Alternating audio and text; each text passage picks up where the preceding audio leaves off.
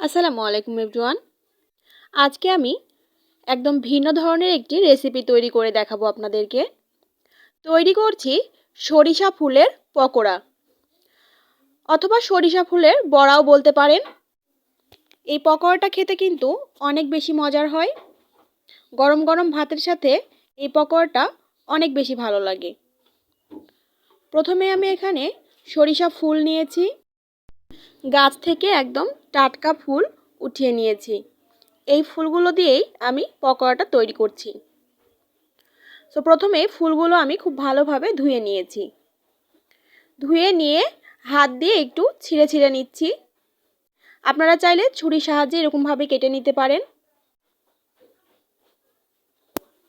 ফুলের সাথে রয়েছে নরম ডগা।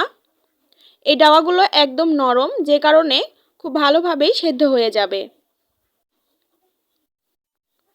সো এইবারে আমি এর মধ্যে দিয়ে দিচ্ছি হাফ কাপ পরিমাণে চালের আটা।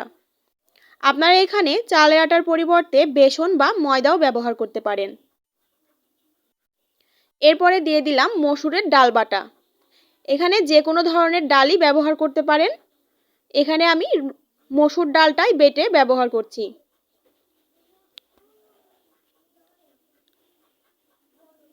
দিয়ে দিলাম স্বাদ মতো লবণ।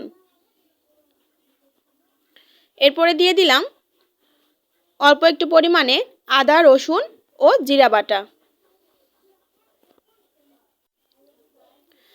এখানে আমি পেঁয়াজ কুচি করে নিয়েছি, তারপর নিয়েছি কাঁচামরিচ কুচি ও পেঁয়াজ কলি কুচি।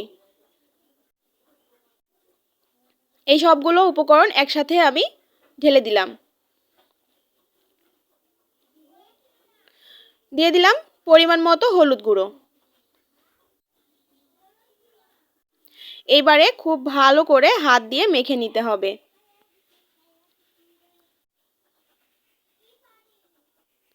একদম কিন্তু খুব ভালোভাবে মথে মথে মেখে নিতে হবে। এই যে দেখুন, মাখা হয়ে গেছে। এবারে ভেজে নেওয়ার পালা।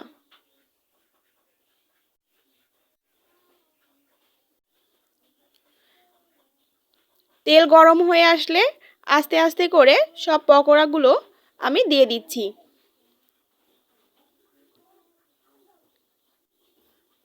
এবারে খুব ভালোভাবে উল্টে পাল্টে পকোড়াটা ভেজে নিতে হবে। খুবই সহজ এবং খুবই সিম্পল একটি রেসিপি। এটা খেতে কিন্তু অসম্ভব মজার হয়।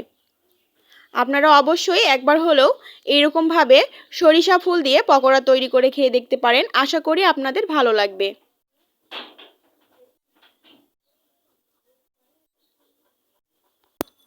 সরিষা ফুলটা হয়তো শহরাঞ্চলে খুব বেশি পাওয়া যায় না, তবে গ্রামাঞ্চলে সচরাচর সরিষা ফুল পাওয়া যায়।